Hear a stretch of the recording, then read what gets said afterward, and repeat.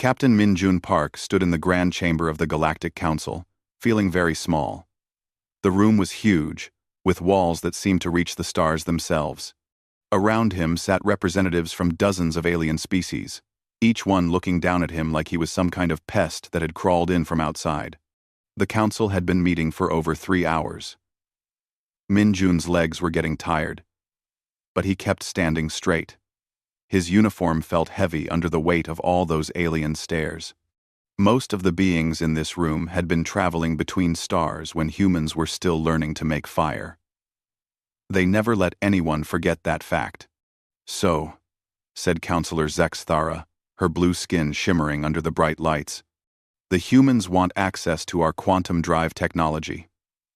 Her voice carried the kind of tone people use when they talk to small children. Raskari, tell me, Captain Park, what could your species possibly offer in return?" Min Jun took a deep breath. He had prepared for this question, but it still felt like walking into a trap. "We offer our military support and our unique approaches to problem solving. Humanity has always been good at finding new ways to face challenges." A sound like laughter echoed through the chamber. It came from Counselor Yethmore, whose species looked like giant insects. "Unique approaches? You mean shooting metal bullets at each other? How very advanced." The other council members joined in the laughter. Min Jun felt his face getting hot, but he kept his expression calm.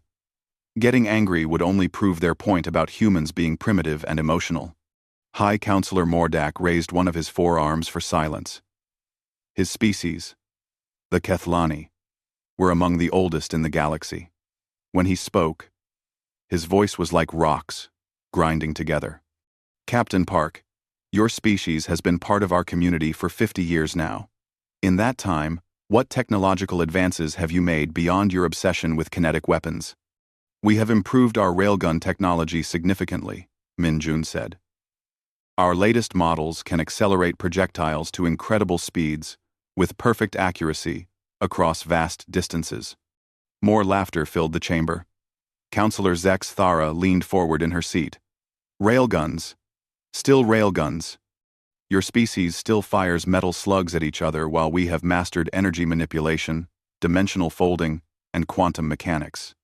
Perhaps in another 1,000 years, you might understand real technology." Min Jun clenched his fists behind his back. "With respect, Counselor, dismissing human innovation has proven to be a mistake before. We may approach problems differently, but we get results." "Results?" Yethmore clicked his mandibles together. "What results? Your ships are slower than ours. Your weapons are more primitive than ours. Your computers are less advanced than what we built 10,000 years ago. What exactly do you bring to this council besides amusing stories about metal projectiles?" The insults continued for another hour. Every time Min Jun tried to speak about human achievements, the council members found ways to belittle them. When he mentioned human adaptability, they called it desperation. When he talked about human courage, they called it stupidity. When he brought up human engineering, they laughed about primitive thinking. Admiral Sarah Chen had warned him this would happen. She had told him that the council saw humans as barely civilized warmongers who had somehow stumbled into space travel. But she had also told him to deliver one specific message if things went badly. "I understand your concerns about human technology," Min Jun said during a brief pause in the mockery.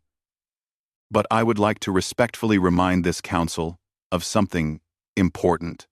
Throughout human history, every group that underestimated us eventually regretted it. We may use railguns instead of plasma beams, but we use them very, very well." Counselor Zex Thara waved one hand dismissively. "Are you threatening this council, Captain? That would be very unwise." "Not a threat," Min Jun replied. "Just a historical observation. Humans have a talent for making the impossible work and turning weaknesses into strengths.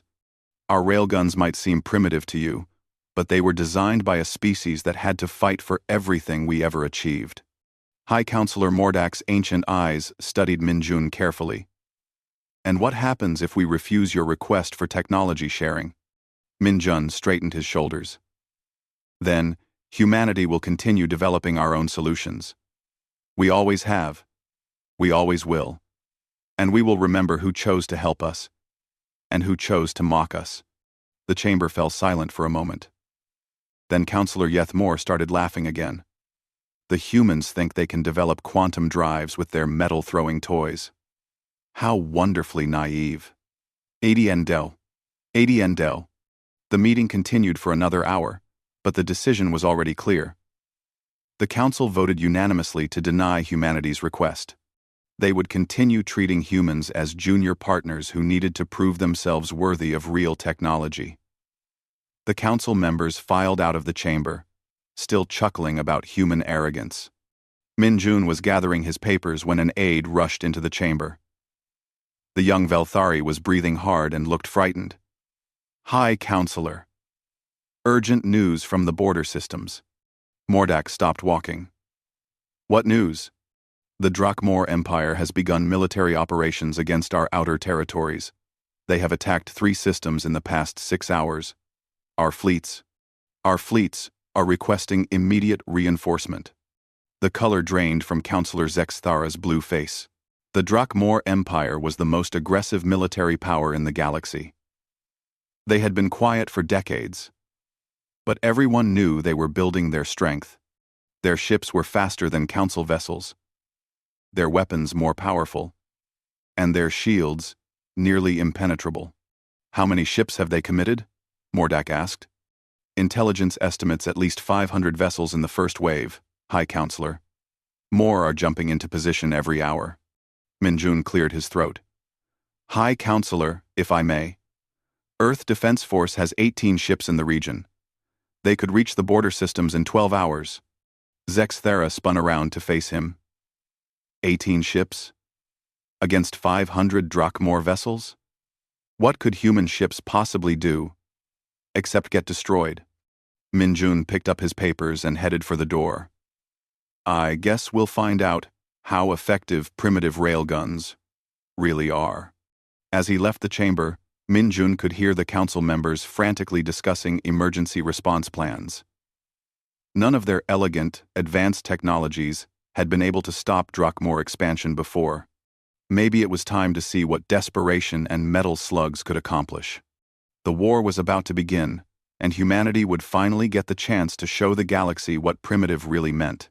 Commander Yuki Tanaka watched the tactical display with growing concern.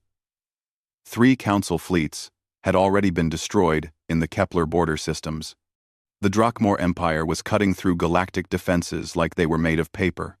Every ship that faced them either fled or died.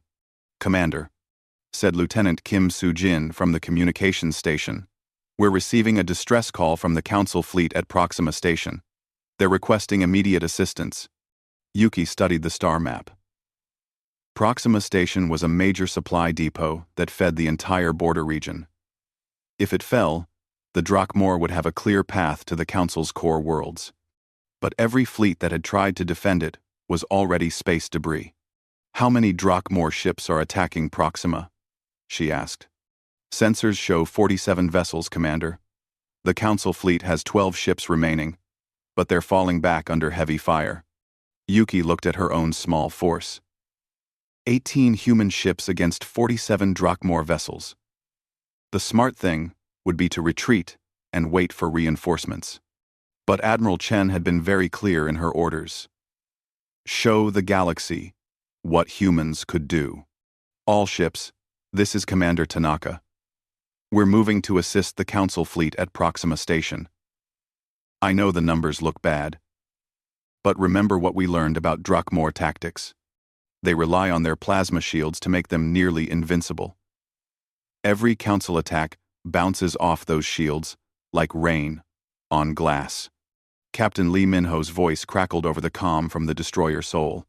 "Commander, intelligence reports say those shields can absorb any energy weapon the Council has. Their own plasma cannons, laser arrays, particle beams. Nothing gets through." "That's right," Yuki said with a smile. "Good thing we don't use energy weapons." The human fleet jumped to hyperspace. During the 6-hour journey, Yuki reviewed everything Earth intelligence had learned about Drakmor technology. Their ships were beautifully designed, fast and powerful. Their plasma shields were indeed nearly perfect defense against energy-based attacks.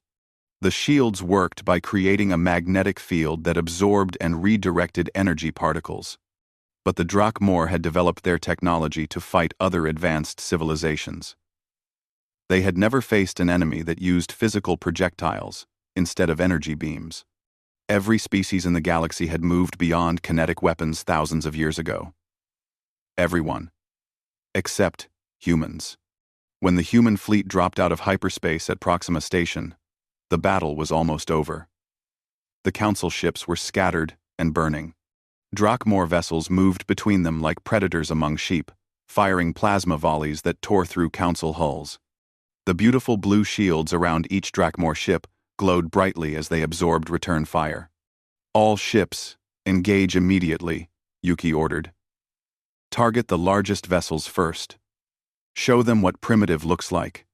The human ships accelerated toward the battle. The Drakmor fleet noticed them approaching and turned to face this new threat. General Vex Kree, commanding from the massive dreadnought Fist of Empire, almost laughed when he saw the small human force. 18 ships? He said to his tactical officer. The Council sends children to fight us. Destroy them quickly, so we can finish here. The Drakmor opened fire first. Brilliant green plasma beams lanced across space toward the approaching human ships.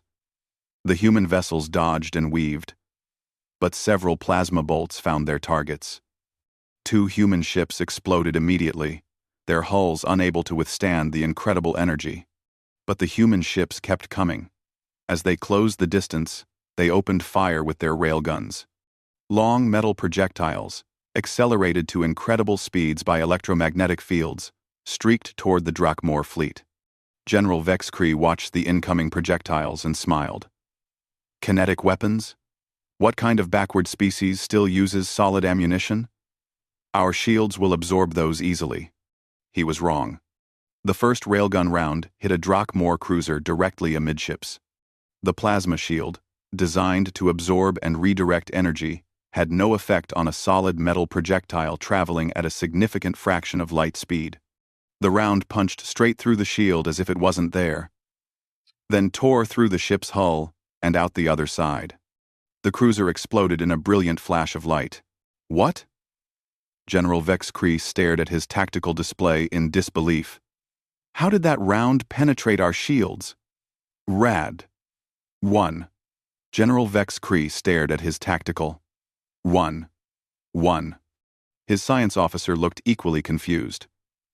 Sir, our shields are designed to handle energy-based attacks. These projectiles are solid matter. The magnetic field has no effect on them. More railgun rounds slammed into the Drakmor fleet. Ship after ship exploded as metal slugs punched through their perfect shields. The humans had found the one weakness no one had thought to look for. The Drakmor had built the ultimate defense against advanced weapons, but they had never considered that someone might still use rocks and metal. All ships, defensive formation.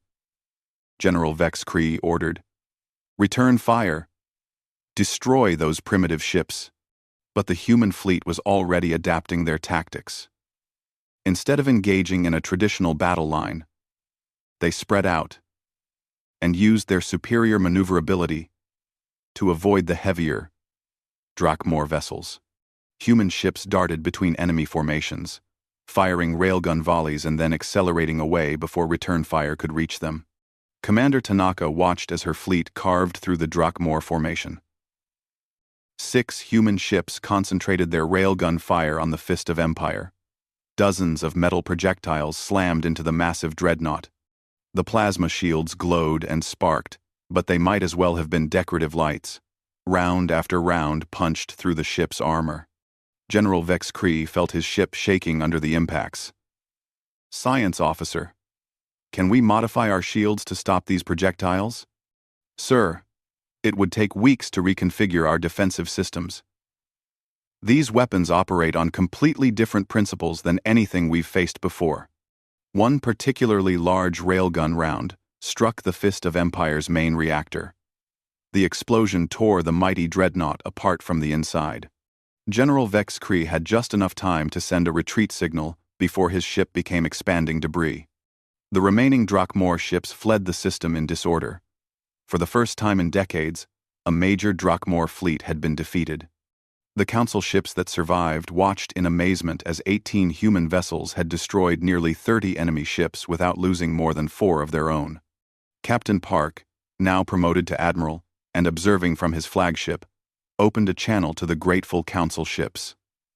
"This is Admiral Park, of the Earth Defense Force. Proxima Station is secure. Will remain in the system until Council reinforcements arrive." The voice of Council Admiral Tyrvex came through the comm, filled with wonder. "Admiral Park, how did your weapons penetrate their shields? Our best scientists said it was impossible." Admiral Park smiled as he watched salvage teams recovering Drakmor technology from the wrecked ships. "Sometimes the old ways work better than the new ones. We just forgot that shields designed to stop energy can't stop matter." The news of the victory spread quickly through Council space. For the first time, someone had found a way to defeat Drakmor forces. And it had been done by the species everyone called primitive. Dr. Lee Hyun-woo stood in the center of the most secret laboratory on Earth. Around him, machines hummed and sparked with barely controlled energy. For 3 years, he had been working on a project that most scientists called impossible. Today, he was going to prove them all wrong. "Dr. Lee," said his assistant, Dr. Sarah Kim, "the quantum field generators are online. All systems show green." Quote. Hyun-woo nodded and checked his calculations one more time. The theory was simple, even if the execution was not. Every advanced species in the galaxy had achieved teleportation through elegant dimensional folding. They created doorways in space-time that allowed matter to step from one location to another. It was beautiful, sophisticated science that required perfect understanding of quantum mechanics. Humans had tried to copy this approach for decades. They always failed because their understanding of dimensional physics was still too basic. So Hyun-woo had decided to try something different. Instead of folding space, why not punch a hole through it? "Beginning test sequence," he announced to the observation room above. Through the thick glass, he could see Admiral Park and several other officials watching nervously. The Admiral had just returned from his victory against the Drakmor fleet. And Earth's government was suddenly very interested in any new military technology. On the platform in front of Hyun-woo sat a simple metal cube. The target platform was exactly 1 meter away. The goal was to make the cube disappear from one platform and appear on the other. Every previous attempt had ended with the cube being destroyed or simply vanishing completely. "Activating particle accelerator," Dr. Kim announced. "Power at 10%. And rising." The secret to Hyun-woo's approach was treating space-time like armor that needed to be penetrated. Instead of gently opening dimensional doorways, he was going to use brute force to create quantum tunnels. He would accelerate particles to near light speed and use their energy to tear holes in reality itself. "Power at 50%, Dr. Kim said. "Quantum field fluctuations are within acceptable ranges." The idea had come to Hyun-woo while studying human railgun technology. Railguns worked by using electromagnetic force to accelerate projectiles to incredible speeds. What if the same principle could be applied to subatomic particles? What if, instead of firing metal slugs through space, they fired matter through the quantum foam that made up reality? "Power at 90%. All systems stable." Hyun-woo took a deep breath. "Execute teleportation sequence." The machines around the laboratory screamed to life. Massive electromagnetic coils generated fields strong enough to accelerate particles to speeds that most species considered dangerously reckless. The air itself began to shimmer as space-time bent under the incredible forces being applied. The metal cube began to glow. Then it began to fade. For a moment, it seemed to exist in 2 places at once. becoming transparent as quantum uncertainty took hold. Then, with a sound like reality tearing, it vanished completely from the first platform and appeared on the second platform with a solid thump. The observation room erupted in cheers. Admiral Park was already on the comm to Earth Defense Command. "This is Admiral Park. Project Breakthrough has achieved success. We have working teleportation technology." But Hyun-woo was already thinking about improvements. "Dr. Kim, prepare for test sequence 2. This time, we're going to try a larger mass." Over the next several hours, they successfully teleported objects of increasing size and complexity. A chair, a computer terminal, a complete railgun projectile. Each success proved that human brute force teleportation was not only possible, but potentially more versatile than the elegant methods used by other species. The key difference was range and precision. Council species could teleport vast distances, but they needed perfect calculations and stable dimensional fields. Human teleportation was limited to shorter distances, but it could be done quickly and didn't require perfect conditions. It was the difference between using a scalpel and using a hammer. Both had their advantages. 3 weeks later, Agent Ko Min-seo was reviewing intelligence reports about Council reaction to the human victory at Proxima Station. Most Council members were impressed, but still dismissive. They assumed human success was a lucky accident that wouldn't be repeated. The Council's scientific division has begun analyzing wreckage from the battle, Min-seo reported to Admiral Park. "They're trying to understand how our railguns penetrated Drakmor shields." Admiral Park smiled. "Let them study all they want. By the time they figure out how we did it, we'll already be 3 steps ahead." That was when Dr. Lee's message arrived. "Admiral, we've achieved stable teleportation of small objects. With additional resources, we could scale up to military applications within 6 months." Min-seo looked confused. "Teleportation? Sir, that's impossible without dimensional folding technology. Even the Council took centuries to develop working systems." "The Council uses dimensional folding," Admiral Park replied. "Dr. Lee is using something else entirely. He's treating space-time like a barrier to punch through, instead of a door to open." Meanwhile, in the Council chambers, emergency sessions were being held to discuss the Drakmor situation. The Empire had retreated after their defeat at Proxima, but everyone knew they would return with new tactics and larger fleets. Counselor Zex Thara was studying reports of the human victory. "This makes no sense," she said to High Counselor Mordak. "Kinetic weapons shouldn't be effective against plasma shields. Our physics models show it should be impossible." "Perhaps our models are incomplete," Mordak suggested carefully. "Or perhaps the humans got lucky," Zex Thara replied. "Primitive tactics occasionally succeed through random chance. It doesn't make them superior to proper science." Unknown to the Council, Velthari intelligence agents had discovered the human teleportation project. Agent Sithara sent her report directly to the Council's science division. "Humans claim to have achieved matter teleportation using modified particle acceleration technology. Recommend investigation. Though, the approach seems theoretically impossible." The Council's chief scientist, Dr. Morvex, reviewed the intelligence report with amusement. "Teleportation through particle acceleration? Absurd. They might as well claim to achieve faster-than-light travel by running very quickly. File this under human delusions and forget about it."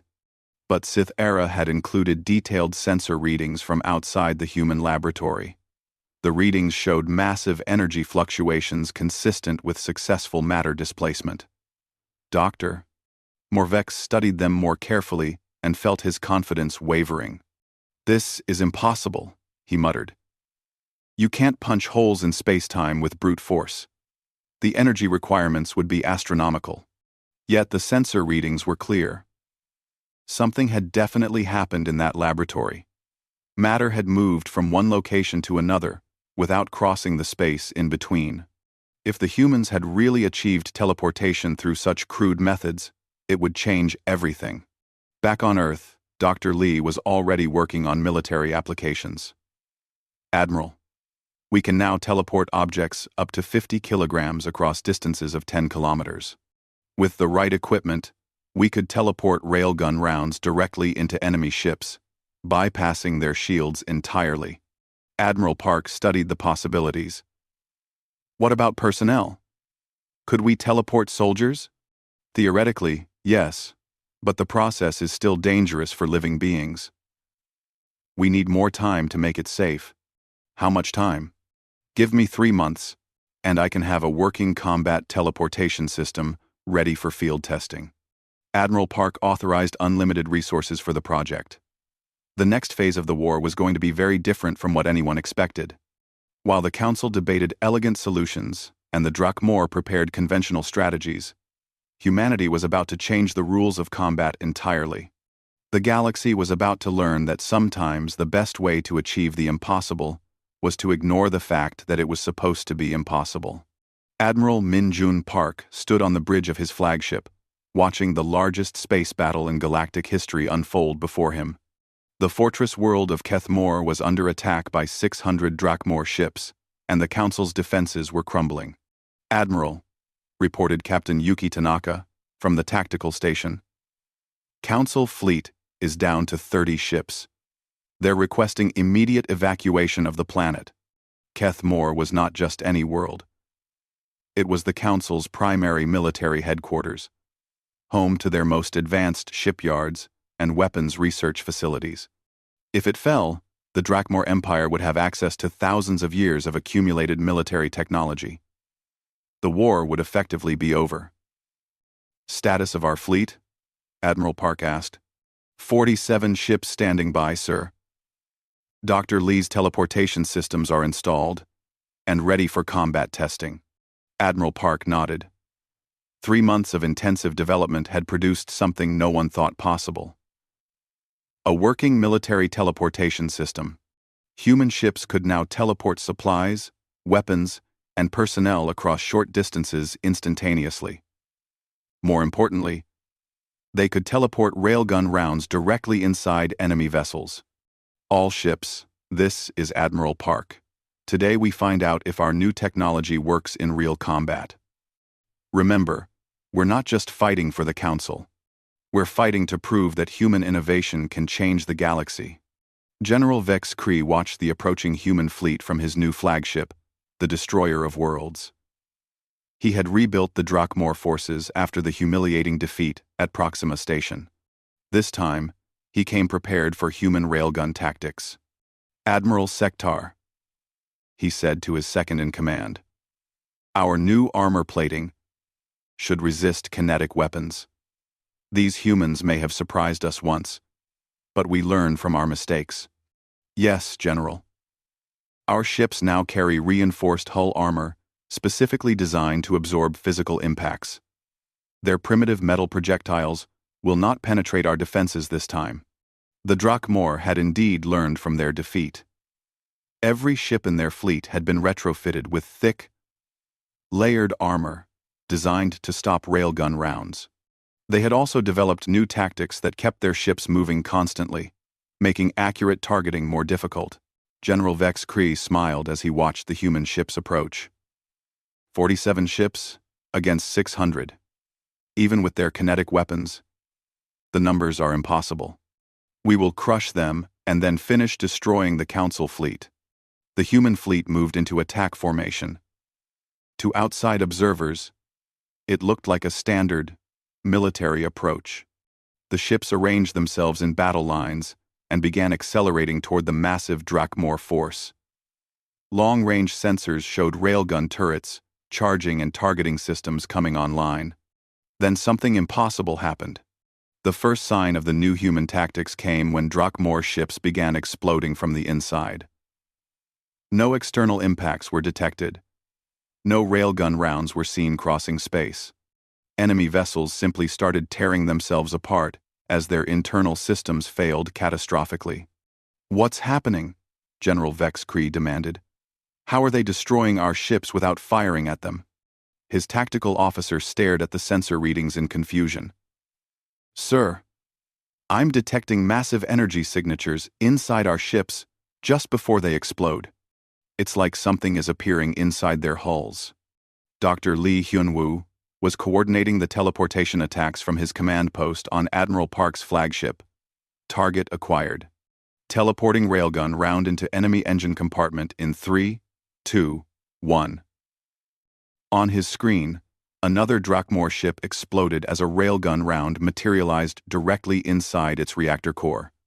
The thick armor plating that was supposed to protect against external attacks was completely useless against weapons that appeared inside the ship. Next target locked, teleporting boarding charges into enemy command section. The new human tactics were devastating because they bypassed every defense the Drakmor had developed. Armor, shields, and evasive maneuvers meant nothing against weapons that could appear anywhere instantaneously. Human ships could strike at the heart of enemy vessels without their projectiles ever crossing the space between. But the most shocking development came when human marines began teleporting directly onto Drakmor ships. Sergeant Ko Min Seo materialized on the bridge of a Drakmor cruiser, along with 5 other human soldiers. The alien crew barely had time to realize what was happening before the humans had taken control of their ship. "Bridge secured," Min Seo reported through her comm. "Beginning download of navigation data." Across the battlefield, similar scenes played out on dozens of enemy ships. Human boarding parties would appear without warning, seize control of critical systems, and then teleport back to their own vessels before enemy reinforcements could respond. General Vex S. Kree watched his fleet being systematically destroyed by an enemy that seemed to ignore the basic laws of warfare. "How are they transporting matter through space without dimensional gateways? Our sensors show no fold signatures." His science officer was frantically analyzing the human attacks. "Sir, they're using some form of quantum tunneling. Instead of creating dimensional doorways, they're literally forcing matter through space-time itself. It's theoretically impossible with current technology." "Clearly, it's not impossible," Vex Kree shouted. "They're doing it right now." High Counselor Mordak was watching the battle from his command ship in the inner system. His ancient mind struggled to comprehend what he was seeing. In all his thousands of years of life, he had never witnessed anything like human teleportation tactics. "Communications," he ordered. "Connect me to Admiral Park immediately." Admiral Park's image appeared on the Council ship's main screen. Behind him, tactical displays showed the systematic destruction of the Drakmor fleet. "High Counselor," Admiral Park said respectfully, "we have the situation under control. Drakmor forces are withdrawing from the system." "Admiral, how is this possible? Your ships are attacking enemies without firing weapons. Your soldiers are appearing inside enemy vessels without transport ships. What technology are you using?" Admiral Park smiled. "The same technology the Council said was impossible, High Counselor. We're using railgun principles to punch holes in space-time and teleport matter through quantum tunnels. It's crude, dangerous, and completely effective." The battle continued for another 2 hours, but the outcome was never in doubt. Human ships could attack from any angle at any distance, making traditional defensive formations useless. Drakmor vessels found themselves fighting an enemy that could strike without warning and disappear before retaliation was possible. General Vex Kree finally accepted the inevitable when his own ship came under teleportation attack. Human soldiers appeared on his bridge, disarmed his guards, and placed him under arrest before he could even draw his weapon. "I surrender," he said quietly to the human sergeant, who was pointing a rifle at him. "Your tactics are beyond our ability to counter." The Drakmor fleet retreated in complete disorder. Of 600 ships that had attacked Kethmor, fewer than 200 escaped. The rest were either destroyed or captured by human forces, using technology that defied conventional understanding. In the aftermath of the victory, Council representatives flocked to Admiral Park's flagship. Everyone wanted to understand how humans had achieved such devastating military capabilities. Counselor Zexthara, who had once mocked human railgun technology, now spoke with careful respect. "Admiral Park, Your teleportation technology represents a fundamental breakthrough in military science. The Council would be honored to enter into technology-sharing agreements with Earth. Admiral Park studied the alien politicians who had dismissed humanity just months earlier. That's very generous, Counselor. But I think Earth will continue developing our technology independently. We've found that our crude, primitive methods work quite well. Dr. Lee stood beside Admiral Park, watching as Council ships maintained careful distance from the human fleet. Admiral, they're scared of us now. They know we can teleport weapons anywhere, anytime.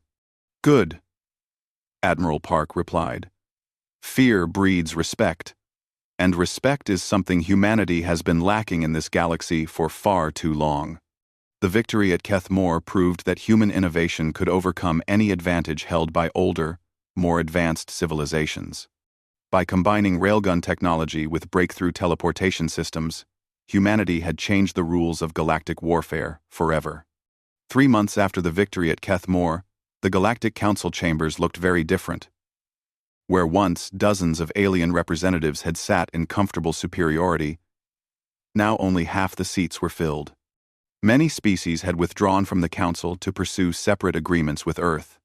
Admiral Min-jun Park walked into the Great Chamber with calm confidence. Behind him came Dr. Lee Hyun-woo and President Elena Nakamura, Earth's first leader to address the Galactic Council as an equal. The days of humans standing alone while aliens looked down at them were over. High Counselor Mordak called the emergency session to order with obvious reluctance. His ancient voice carried none of its former authority. This council recognizes President Nakamura of Earth and her representatives. The floor is yours, Madam President. President Nakamura was a small woman with gray hair and kind eyes, but her voice filled the massive chamber with quiet strength. High Counselor, fellow sentient beings, I come before you today to discuss the future of galactic civilization.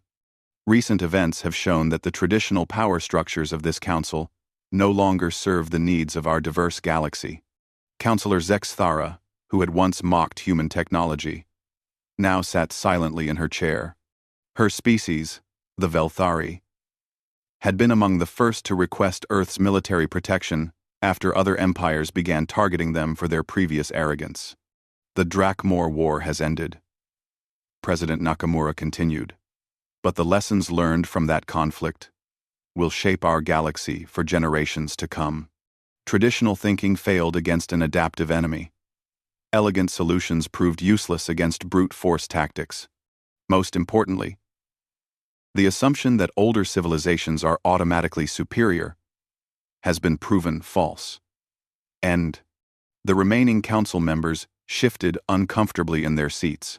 Everyone knew that human technology had saved the galaxy from Drakmor conquest, but acknowledging that fact meant accepting that their entire worldview was wrong.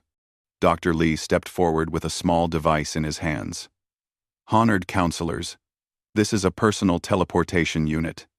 Any soldier equipped with this device can transport himself and his equipment across distances of up to 50 kilometers instantly. Our latest railgun rounds can be teleported directly into the heart of any target, regardless of defensive systems. He placed the device on the speaking platform where everyone could see it. This technology represents human innovation at its finest. We achieved the impossible by ignoring the fact that it was supposed to be impossible.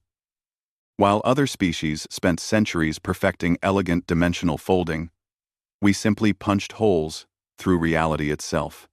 High Counselor Mordak leaned forward in his massive chair. Dr. Lee, President Nakamura, what does Earth want from this council? President Nakamura smiled.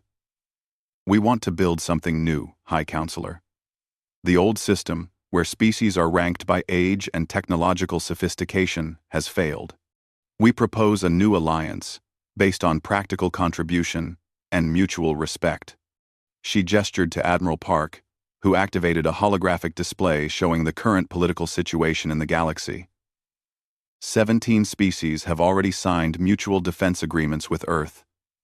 They receive access to our military technology and training in exchange for their own unique capabilities.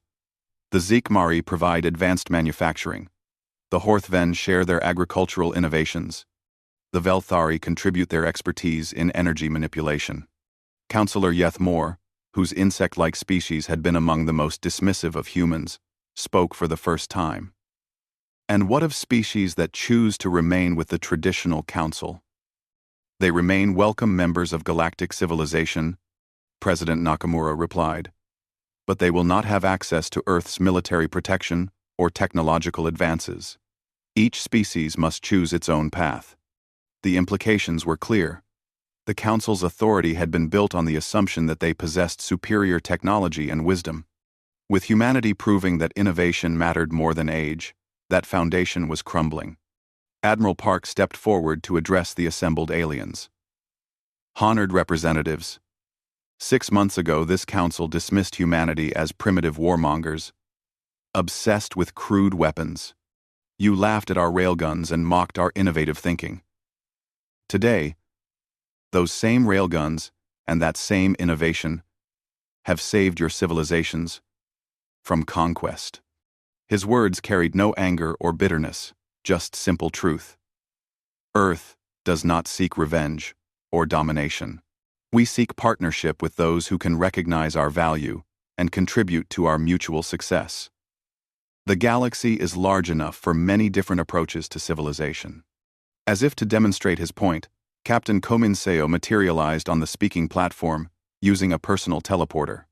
She had been monitoring potential security threats from orbit, but her sudden appearance reminded everyone of humanity's new capabilities. All clear, Admiral, she reported. No hostile forces detected in system. The casual display of teleportation technology sent murmurs through the council chambers. What had once been impossible was now routine for human forces. Former Counselor Zexthara requested permission to speak. Her once proud bearing was now humble and respectful. President Nakamura, my people, the Velthari, we have made mistakes. We treated your species with arrogance and dismissal. We would be honored to join your alliance and learn from human innovation. The Velthari are welcome, President Nakamura replied graciously. Your expertise in energy systems complements our kinetic weapons perfectly. Together, we can achieve things neither of our species could accomplish alone. Over the next several hours, 5 more Council species requested to join the Earth Alliance. Each brought unique capabilities and perspectives that strengthened the growing coalition. The Korthani contributed their superior sensors. The Mekvari shared advanced computational systems. The Drelthar offered their expertise in biological sciences. High Counselor Mordak watched his ancient institution dissolve before his eyes. President Nakamura, he said finally, what becomes of the Galactic Council? The Council remains an important forum for diplomatic discussion, she replied. But it will no longer have authority to make decisions for species that choose different paths. The galaxy has grown beyond the need for central control. As the session ended, representatives from both groups began forming informal discussions about trade agreements, cultural exchanges, and joint research projects. The rigid hierarchy that had dominated galactic politics for millennia was being replaced by flexible partnerships based on mutual benefit. Dr. Lee found himself surrounded by alien scientists eager to understand human teleportation technology. Dr. Morvex, he said to the Council's former chief scientist, your people developed beautiful dimensional folding mathematics. If we combined your elegant theories with our brute force methods, imagine what we could achieve. Meanwhile, Admiral Park was coordinating with military representatives from a dozen species. Human tactical innovations were being shared freely with Alliance members while traditional Council forces found themselves increasingly isolated and outmatched. President Nakamura stood at the great windows of the Council chambers, looking out at the stars. Admiral Park joined her there, watching as ships from many different species flew in formation together. Do you think we made the right choice? She asked. Breaking up the old system like this? Admiral Park pointed to a mixed squadron flying past the station. Human ships flew alongside Velthari energy vessels and Zekmari heavy cruisers. Look at that formation, Madam President. 3 months ago, those species barely tolerated each other. Now they're training together and sharing technology freely. I think we made the only choice that leads to real progress. As word of the Council's restructuring spread through the galaxy, more species began requesting alliance membership. The promise of access to human military innovation, combined with the practical benefits of technological cooperation, proved irresistible to civilizations that had been constrained by traditional thinking. Within a year, the Earth Alliance would include 43 species working together as equals. The old Galactic Council would survive as a diplomatic forum, but real power would rest with those willing to embrace innovation over tradition. The humans who had once been dismissed as primitive railgun enthusiasts had fundamentally changed galactic civilization. They had proven that sometimes the best way forward was to ignore what everyone said was impossible and find a new way to achieve the impossible. The galaxy would never be the same.